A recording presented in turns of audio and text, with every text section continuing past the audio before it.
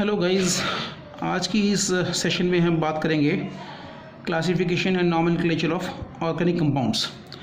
Classification and nomenclature of organic compounds के बारे में हम बात करेंगे। पहले क्लासिफिकेशन ऑफ ऑर्गेनिक कंपाउंड्स।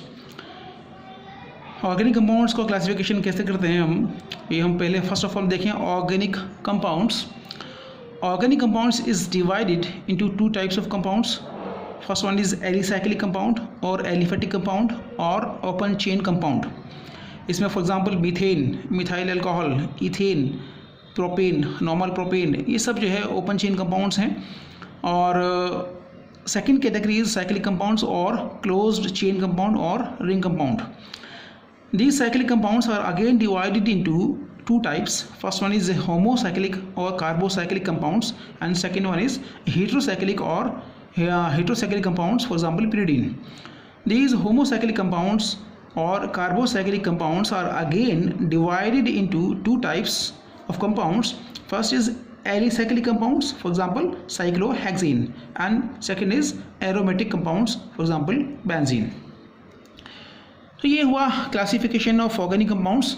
और आगे हम चलते हैं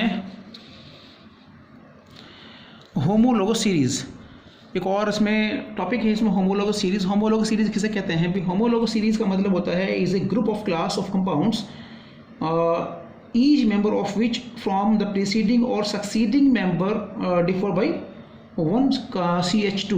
हम देखेंगे कि उसके जो अपर मेंबर और जो है और लोअर मेंबर जो है वो जो ग्रुप है उसके में वो एक CH2 जो ग्रुप से वो डिफर्ड होता है या एक CH2 का डिफरेंस होता है। हम एक सीरीज हम बना करके देखते हैं कि जैसे methane, ethane, propane, CH4, C2H6 and C3H8 propane.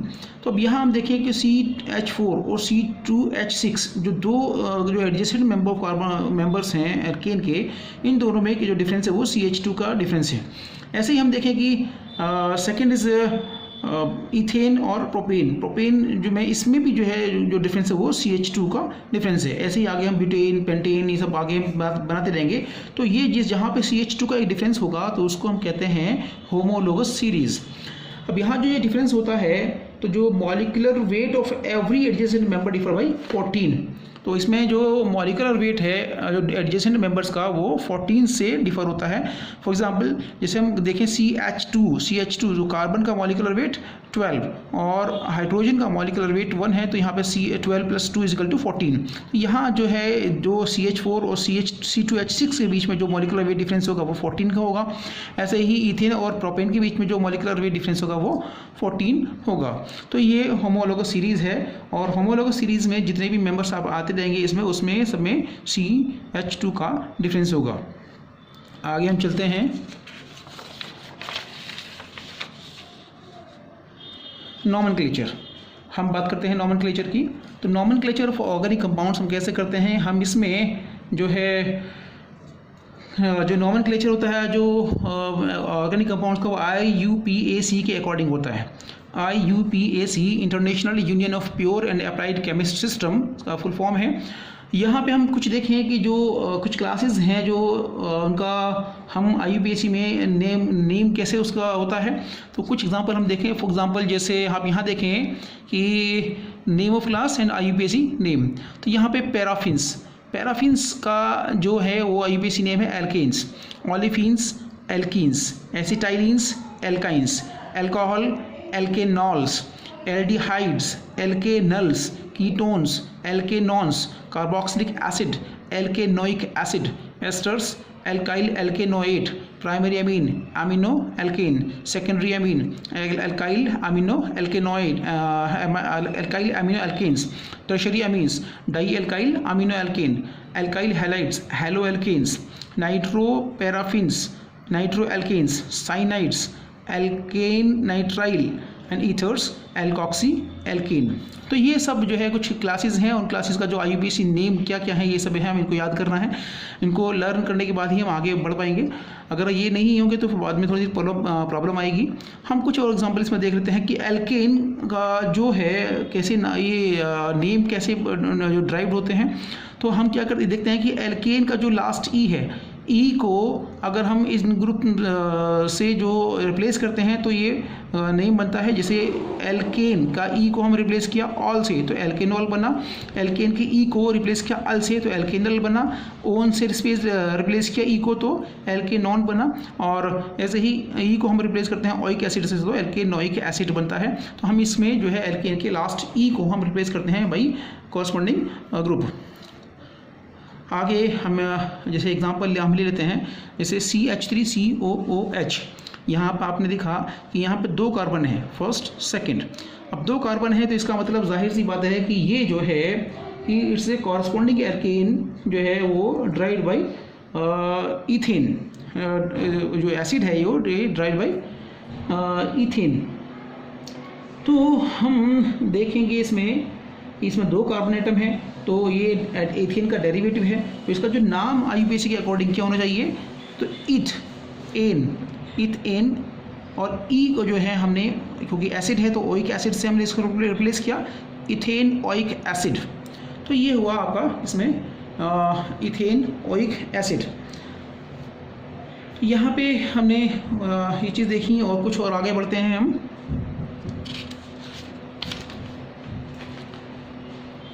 हम बात करते हैं कुछ कार्बन एटम्स की कि प्राइमरी कार्बन एटम्स क्या होते हैं, सेकेंडरी कार्बन एटम्स क्या होते हैं, टर्शियरी कार्बन एटम्स और क्वार्टरनरी कार्बन एटम्स क्या क्या होते हैं। हम इसको समझेंगे एक एग्जांपल से। हमने एक एग्जांपल लिया यहाँ पे CH3 साइड चेन में CH3 then CH3 CH2 CH3। यहाँ हम देखें कि जो कार्बन एटम किसी एक अनदर कार्बन एटम से अटैच्ड होता है केवल, तो वो प्राइमरी कार्बन एटम होता है। या हम यूँ समझें इसको कि a carbon atom attach to one or no other carbon atom is known as primary carbon atom. A carbon atom that is attached to 2 other carbon atoms is secondary carbon atom, and a carbon atom that is attached to 3 other carbon atoms is tertiary carbon atom, and a carbon atom that is attached to 4 other carbon atoms is quaternary carbon atom। तो हम यहाँ बात करते हैं कि जैसे हमने यहाँ पे देखा कि ये प्राइमरी कार्बन एटम, ये जो कार्बन एटम है सेकंड वाला, ये यहाँ पे 2 कार्बन एटम से अटैच्ड है तो ये सेकेंडरी कार्बन एटम। और अगर हम इसको देखें थर्ड वाले को हम, तो यहाँ पे ये कार्बन एटम जो है 3 कार्बन एटम से अटैच्ड हैं, जैसे कि ये CH2 से यहाँ C से, यहाँ CH3 से, ये तो यहाँ पे ये टर्शियरी कार्बन एटम। और लास्ट हम देखें कि ये जो कार्बन एटम है ये जो है 4 अदर कार्बन एटम से अटैच्ड है, CH3 और CH यहाँ से, और ये है क्वार्टरनरी कार्बन एटम। तो हम इसमें कुछ एग्जांपल भी इसमें देख लेते हैं कि जैसे प्रोपेन एक लोवेस्ट ग्रुप मेंबर है एल्केन का, जिसमें 2 कार्बन एटम्स उसमें होते हैं प्राइमरी और सेकेंडरी। हम देखें यहाँ पे कि CH3 CH2 CH3, तो ये जो CH3 ये प्राइमरी कार्बन एटम या ये भी प्राइमरी कार्बन एटम होगा, और जो बीच में जो मिड में जो CH2 है वो जो कार्बन एटम है ये सेकेंडरी कार्बन एटम होगा। हम कुछ और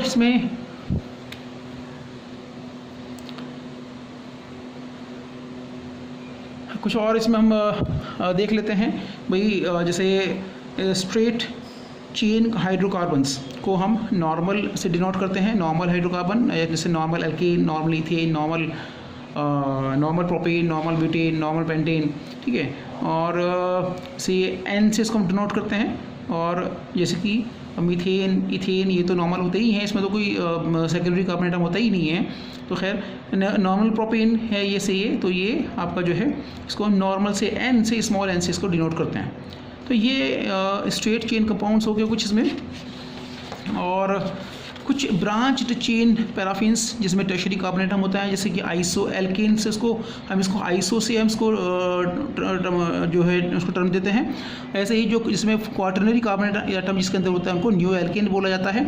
कुछ एग्जांपल हम देख लें, जैसे कि पेंटेन का हमने एग्जांपल यहाँ पे लिया है कि CH3 CH2 CH2 CH2 CH3, ये नॉर्मल पेंटेन।